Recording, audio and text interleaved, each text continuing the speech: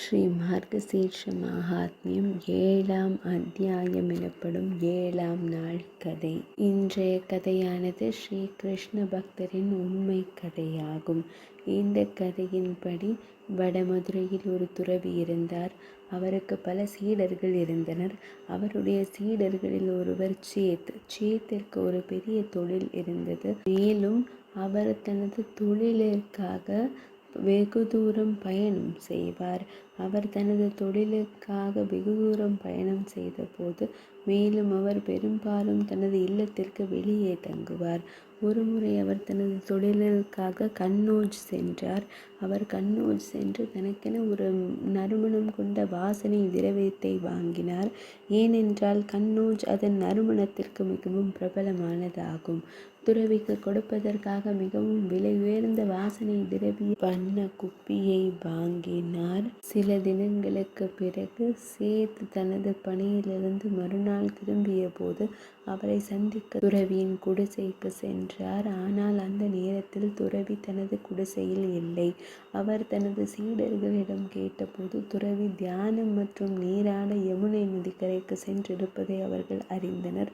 இதை கேட்டதும் சேத் ஆற்றங்கரையை நோக்கி சென்றார். அவர் ஆற்றங்கரையை அடைந்தபோது துறவி தண்ணீரில் முழங்காலில் நின்று யமுனை நதியில் எதையோ கண்டு கொண்டிருப்பதை கண்டார். அந்த துறவி யமுனை நதியில் ஏதோ ஒன்றை பார்த்து கொண்டிருந்தார். அதனால் அவரை சுற்றி என்ன நடக்கிறது என்று அவருக்கு புரியவில்லை. அவர் அந்த நதியை கண்டு புன்னகைத்து கொண்டிருந்தார். தூரத்திலிருந்து துறவி அங்கே நிற்பதை கண்டதும் பக்கர் சேத் அவரிடம் வந்தார். அவர் சாஷ்டாங்கமாக பணிந்து வணங்கி, துறவி மகாராஜரே, நான் தங்களுக்கு கன்னோஜில் இருந்த ஒரு வாசனை திரவியம் ஒன்றை எடுத்து வந்துள்ளேன் என்றார். துறவி, இது மிகவும் நல்ல விஷயம் என்றார். அதை எனக்கு கொடு. பிறகு சேத் வாசனை திரவியத்தை துறவியிடம் கொடுத்தார். துறவி மிகவும் மகிழ்ச்சி அடைந்தார். ஒருவேளை துறவிக்கு தான் கொண்டு வந்த வாசனை திரவியம் பிடித்திருக்கலாம் என்று அவர் எண்ணினார். துறவி உடனடியாக அதனை திறந்து அனைத்து வாசனை திரவியங்களையும் யமுனை நதியில் ஊற்றினார். துறவி அனைத்து வாசனை திரவியங்களையும் ஊற்றிய போது அவர் சிரித்து கொண்டே இருந்தார். சேத் இதையெல்லாம் பார்த்து கொண்டுதான் இருந்தார். அவர் மிகவும் சோகமாக இருந்தார். துறவி இந்த வாசனை திரவியத்தை ஒரு முறை கூட பயன்படுத்தவில்லை என்று அவர் எண்ணினார். அவர் அதை முகரக்கூட இல்லை. அவர் வாசனை திரவியம் முழுவதையும் யமுனை நதியில் ஊற்றி அதை முகரவே விடவில்லை. இதையெல்லாம் கண்டு சேத் மிகவும் வருத்தம் கொண்டார். ஆனால் அவர் எதுவும் கூறவில்லை. அவர் எதுவும் கூறாமல் அமைதியாக இல்லம் திரும்பினார். பல தினங்கள் சென்றன. சேத் மிகவும் சோகமாக இருந்தார். மேலும் துறவி தான் கொண்டு வந்த வாசனை திரவியத்தை கூட அதன் நறுமணத்தை முகர்ந்து பார்க்கவில்லை என்று மனக்கவலை கொண்டிருந்தார். மேலும் அவர் அதை அழித்தார். சில தினங்களுக்கு பின்னர் அவரது சோகம் தணிந்ததும் அவர் துறவியின் குடிசைக்கு திரும்பி சென்று அவரை காண சென்றார். அங்கு சென்றதும் துறவி குடிசையில் தனியாக அமர்ந்திருப்பதை கண்டார். அவர் குடிசையில் தனியாக அமர்ந்திருந்தார். அவர் மிகவும் அமைதியாகவும் விழிகளை மூடிக்கொண்டும் அமர்ந்திருந்தார். அவரது உதடுகள் ஒரு பாடலை முணுமுணுத்து கொண்டிருந்தன. அவர் விழிகளை திறந்தபோது வாசலில் சேத் ஜி நிற்பதை கண்டார். துறவி மிகவும் மகிழ்ச்சியடைந்து அவரை அழைத்தார். துறவி கூறினார், சேத், நான் உங்களுக்காக காத்திருந்தேன் என்றார். அன்று நீங்கள் கொண்டு வந்த வாசனை திரவியம் சிறப்பாக இருந்தது. சேத் அதனை நம்பவில்லை. மிகுந்த ஆச்சரியத்துடனும் அவர் துறவி மகாராஜரை காண தொடங்கினார். பிறகு அவர் கேட்க ஆரம்பித்தார். அவருக்கு எதுவும் புரியாத போது அவரே கேட்க ஆரம்பித்தார். எனக்கு எதுவும் புரியவில்லை துறவியே. இதனை கேட்ட துறவி அடுத்த நாள் யமுனையில் ராதா ராணிக்கும் பகவான் ஸ்ரீ கிருஷ்ணருக்கும் ஹோலி நடந்து கொண்டிருந்தது. தேவி ராதா ராணி பகவான் ஸ்ரீ கிருஷ்ணருக்கு வண்ணம் சேர்க்க அவள் பிச்சரியை பாத்திரத்தில் வைத்தவுடன் அதே நேரத்தில் நான் உங்கள் வாசனை திரவியத்தை பாத்திரத்தில் போட்டேன். இந்த வழியில் அனைத்து வாசனை திரவியங்களும் பிச்சரியில் நிறத்துடன் கலந்து பகவான் ஸ்ரீ கிருஷ்ணரின் உடலுக்குள் சென்றன என்றார். பிறகு என்ன நிகழ்ந்தது? பகவான் ஸ்ரீ கிருஷ்ணரின் வாசனை திரவியத்தின் நறுமணம் பரவத் தொடங்கியது.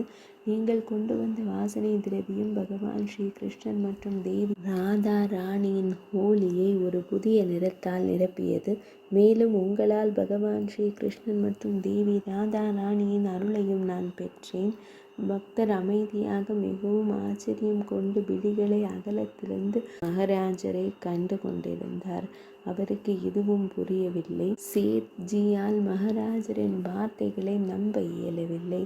மறுபுறம் துறவி மகாராஜ் துறவியின் விழிகளில் அவநம்பிக்கையின் துளியை கண்டபோது, ஒருவேளை துறவியே தாங்கள் என்னை நம்பவில்லை, எனவே ஒன்று செய்யுங்கள், வட மதுரையில் உள்ள அனைத்து ஸ்ரீகிருஷ்ணன் மற்றும் தேவி ராதா ராணியின் ஆலயங்களுக்கும் சென்று பாருங்கள், பின்னர் ஏதாவது கூறுங்கள் என்றார். வடமதுரையில் உள்ள அனைத்து ஸ்ரீகிருஷ்ணன் மற்றும் தேவி ராதை ராணியின் ஆலயங்களுக்கு துறவி சென்றார். அங்கு சென்ற போது அவர் ஒரு விஷயத்தை உணர்ந்தார். அவர் சென்ற அனைத்து ஆலயங்களிலும் பகவான் ஸ்ரீ கிருஷ்ணர் மற்றும் தேவி ராதா ராணி கொண்டு வந்த வாசனை திரவியத்தின் நறுமணத்தை அவர் உணர்ந்தார். இப்போது பகவான் ஸ்ரீ கிருஷ்ணரும் தேவி ராதா ராணியும் புனித ஜியின் வாசனை திரவியத்தை ஏற்றுக்கொண்டனர். சேத்ஜி அவர்களின் வாசனை திரவியத்தை மையல் தெய்வங்களான பகவான் ஸ்ரீ கிருஷ்ணன் மற்றும் தேவி ராதை இருவரும் ஏற்றுக்கொண்டனர். பின்னர் அவர் புனித மகாராஜரின் குடிசைக்கு திரும்பியதும் புனித மகாராஜரின் பாதங்களில் பணிந்தார். புனித மகாராஜரின் விழிகளிலிருந்து நீர் வந்தது. பின்னர் எங்கு துறவியானவர் எந்த உரிமையுடன் அனைத்து விலை உயர்ந்த வாசனை திரவியங்களையும் யமுனை நதியில் ஊற்றினார் என்பதை அவர் அறிந்து கொண்டார். துறவியின் விழிகளிலிருந்து கண்ணீர் வழிந்ததை கண்ட துறவி மகாராஜரின் விழிகளும் சேத்ஜியின் விழிகளும் தனது கடவுளை எண்ணி நனையத் தொடங்கின. எனவே துறவிகள் நம்மை போலவே தோற்றமளித்தாலும் அவர்கள் எப்போதும் தங்கள் கடவுளின் மீது கவனம் செலுத்துகிறார்கள் என்பதை நாம் எப்போதும் நினைவில் கொள்ள வேண்டும். பக்தி பாதையில் நாம் முன்னேறும் போது இது நமக்கு சரியாகிறது. இது நம் கடவுள் மீதான நமது நம்பிக்கையையும் அதிகரிக்கிறது.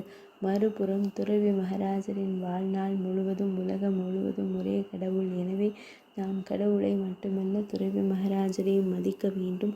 நாம் எப்போதும் அனைத்து துறவிகளையும் துறவிகளாகவே மதிக்க வேண்டும். துறவிகளை என்றுமே அவமானப்படுத்தலாகாது. 7ஆம் அத்தியாயமான 7ஆம் நாள் கதை இனிதே நிறைவடைந்தது.